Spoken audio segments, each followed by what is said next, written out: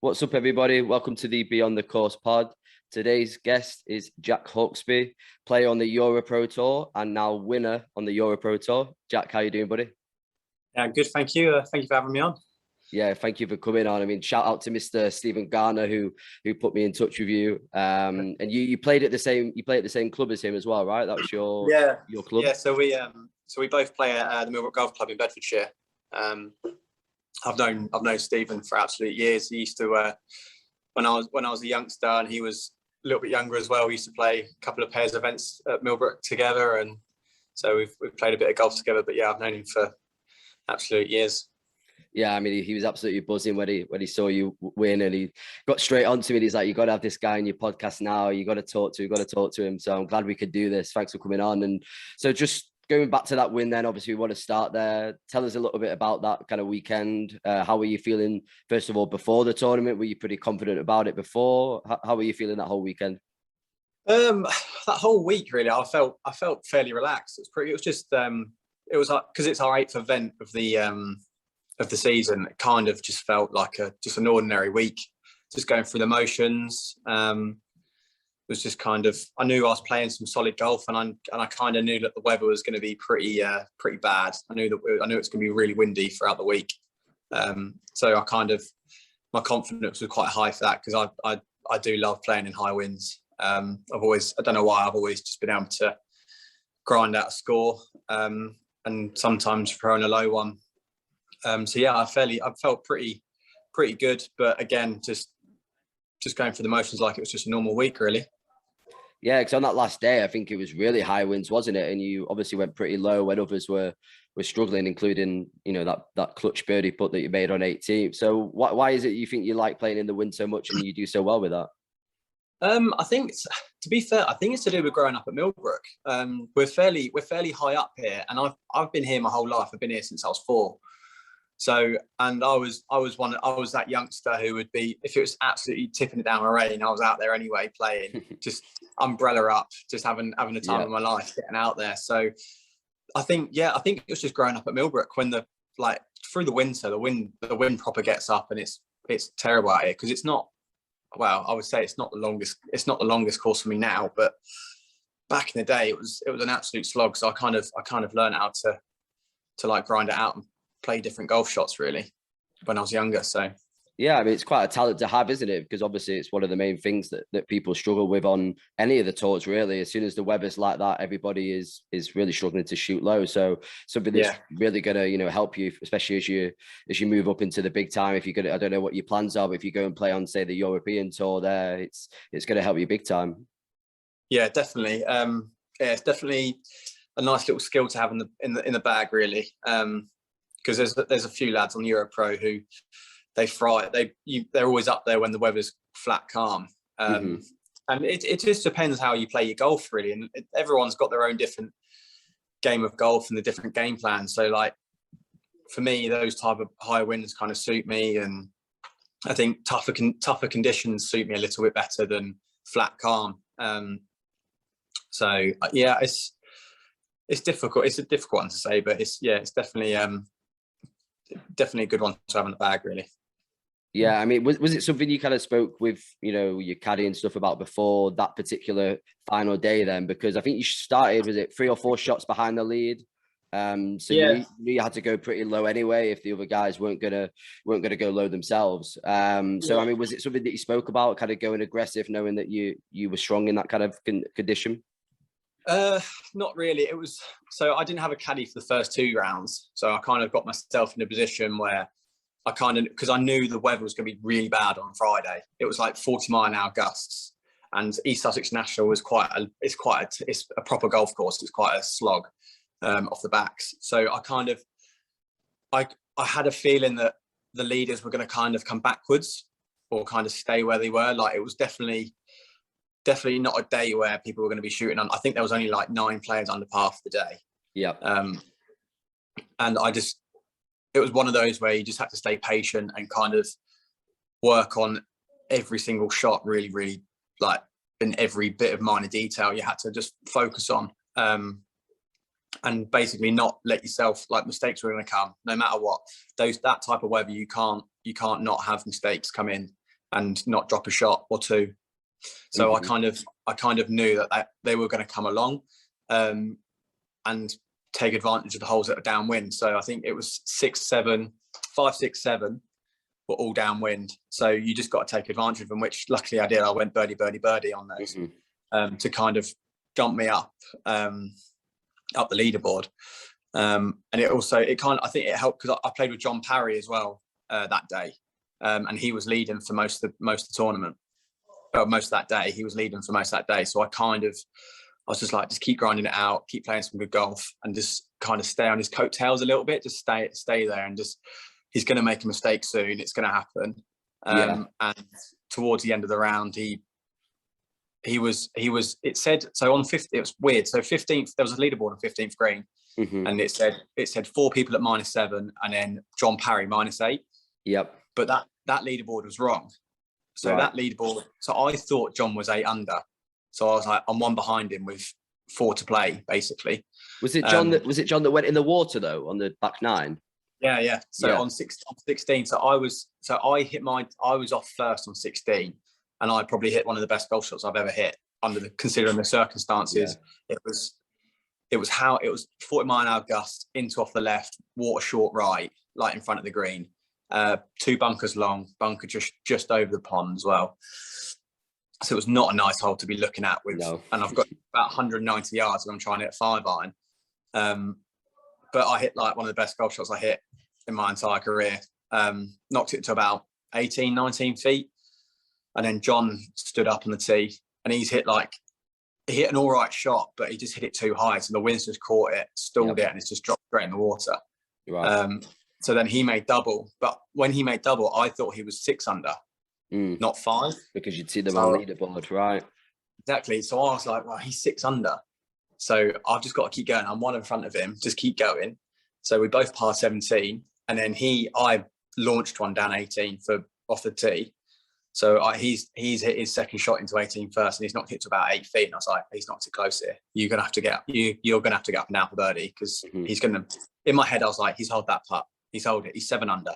Yep. He's gonna hold that. So he's getting to 7 under. So you need to make birdie down here.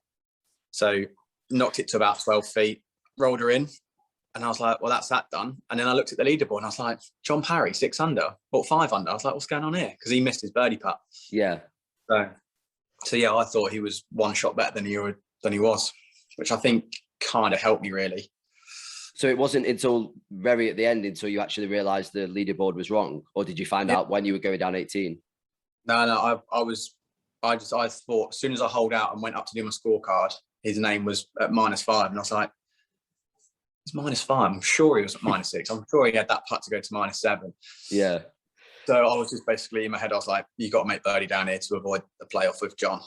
Yeah, I mean, you did exactly that as well. So that putt on 18, I'm not sure what the distance was, but it was a pretty decent sized putt, wasn't it? Considering the moment, so quite a clutch putt. How are you feeling kind of standing over that?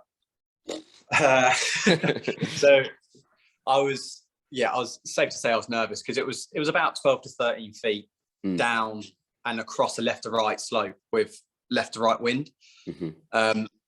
Jack Doherty, our other player who was playing with us, he hit a chip shot from the same angle with my putt, and as it like died with pace, it literally went sideways at the hole, like went 90 degrees right with the wind. So me and my caddy Rob Brightman, we were looking at it, and he was like, I think you need to, we lined it up together, and he pointed out where I need to line it, and I looked at it and I was like, it's not swinging that much. It can't, it's not moving that much. I was like, Rob, the pace that I'm going to hit this putt, that's too much break. So I've adjusted it a tiny bit.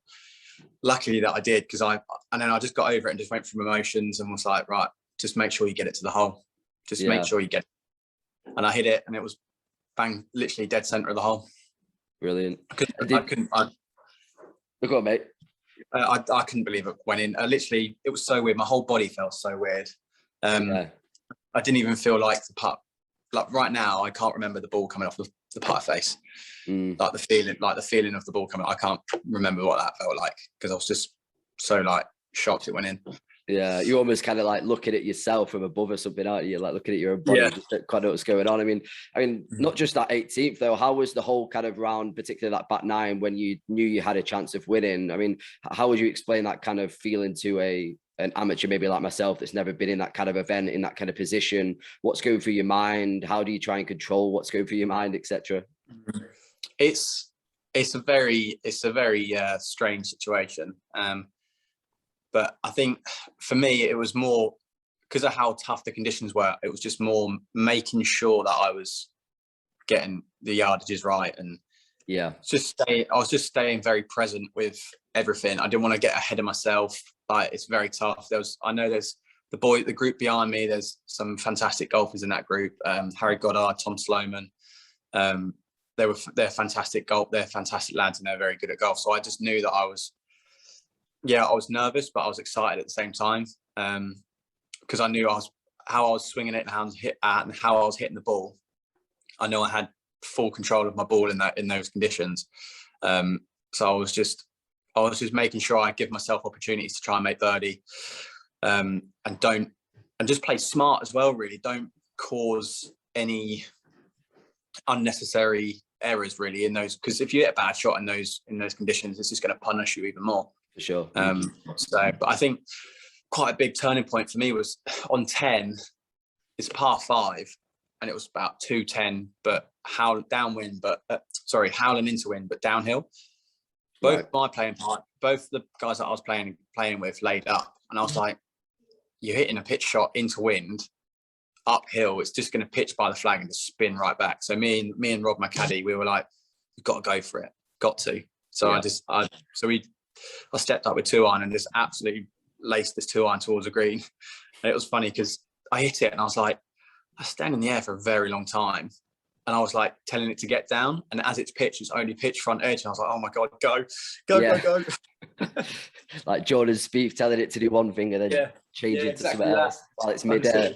Yeah, it's exactly that, honestly. It was so, me and Rob, because Rob was like, get down. And then as it's pitched, we both looked at each other and just started laughing at each other because we were both screaming for it to get down. Yeah, I mean, it must be quite a talent, like, just controlling your mind throughout those situations. I mean, I went out to play golf the other day, and I think first 4 holes, I got 2 pars, 2 bogeys. I was on for like a record-breaking score for me. And the other thing I could think about was getting on the phone to my teacher afterwards and telling him what a great score I'd got. And I was only 4 holes in. Yeah. But I was letting my mind get away with me, and I had to try to, bring myself back down and to be able to do that under that pressure and stop thinking about if I win or if this, it's impressive. It's safe to say I was very mentally drained at the end of it. Yeah. I slept very good that night. I was exhausted. I mean, I was going to get onto that next. I mean, you shouldn't have slept well. You were surely out partying or something, no? Not Friday night. No, I had it was my girlfriend's birthday party on Saturday night. So I had a few drinks to celebrate that night. And then we went out. It was my best mate's birthday this Saturday, so we kind of did a little joint celebration. So I gave it a good go in London on Saturday. That's nice. They had a couple of little occasions there to celebrate. Yeah. That's nice. And were your family and friends at the event on the final day? Did they come down to watch or?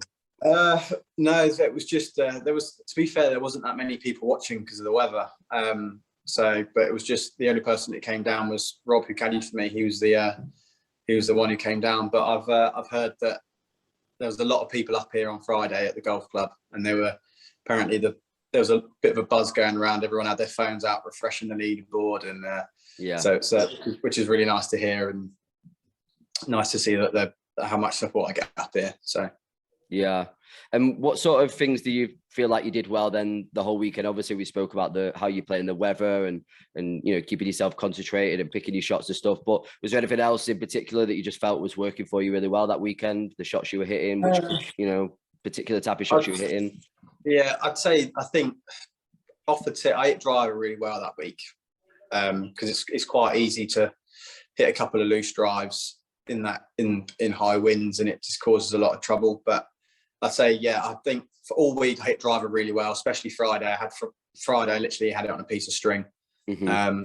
And then Friday I putted I hold a lot of good putts on Friday, especially on the front nine. I hold quite a lot of good putts for like the first I hold a long one for par on the first, and then a couple of good putts on for birdie on 5 and 6.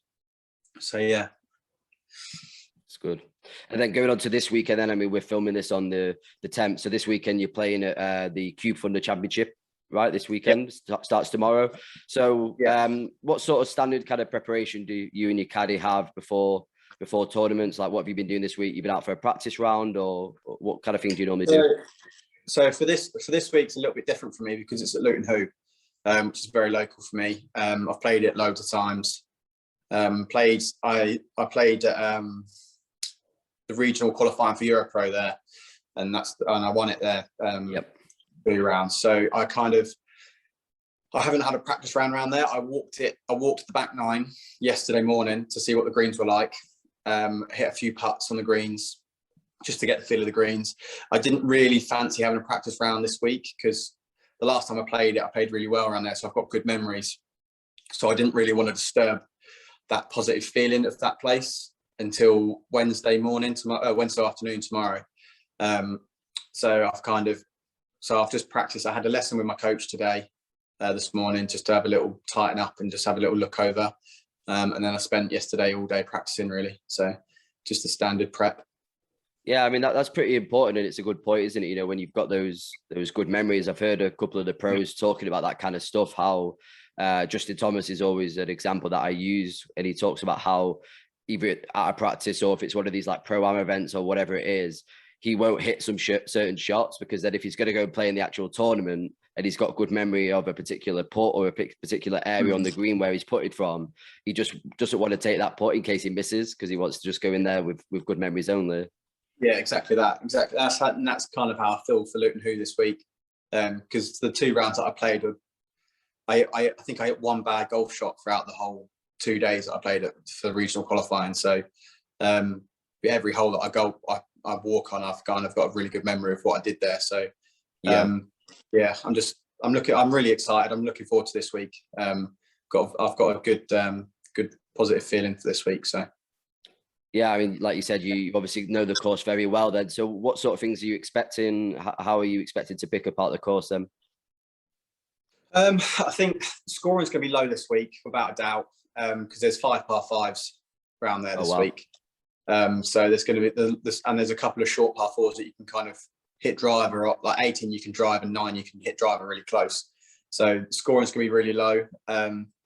It's definitely a golf course for off the tee, which kind of bodes well for me because my driver is the strength of my game. So you just basically, if you hit good drive, if you hit driver really good all week, and you give yourself short irons into par 5s and like wedges into par 4s, you can give it a good old go and give it a good rip round there. So it's all about, I think this week's definitely down to how you're hitting it off the tee.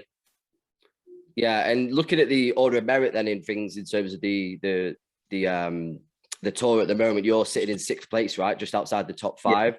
So top 5 obviously gets you a spot on the Challenge Tour. So how are you looking at the rest of the season now? What's your kind of particular goals for the rest of the events? Are you looking that far ahead or not? No, I'm trying not to look. It's hard not to look that far ahead, isn't it? Like I'm sure.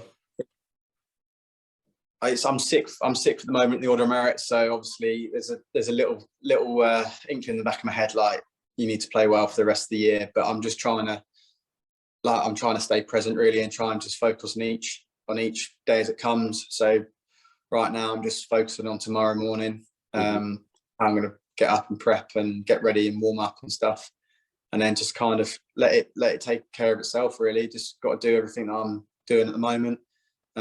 So I'm playing really nice golf at the moment, so I've just got to just keep going. So I just got to try and keep my head in the right place. Yeah, and what's your plans for the future then? Like, you know, are you wanting to play the European Tour? Have you thought about those kind of plans yet? What do you want to do in the future? So obviously the dream is to be on the European Tour / PGA Tour. Really, that's the dream, isn't it? Otherwise, I wouldn't be doing what I'm doing now. So the future is hopefully in a few years' time pegging it up on the European Tour for a few years, and then hopefully see where it goes. But obviously, just got to put the hard work in and just take every step as it comes, really. Yeah, for sure, mate. Well, listen, Jack, it was class talking to you. Thank you for taking the time out to do this. I appreciate it. For anybody that wants to find you on social, it's JCH Golf _ on Instagram and JCH space golf on Twitter. So thank you very much for coming on, mate. Really appreciate your time. Thank you very much for having me on. Appreciate it. Cheers, mate. Thanks for your time. Cheers.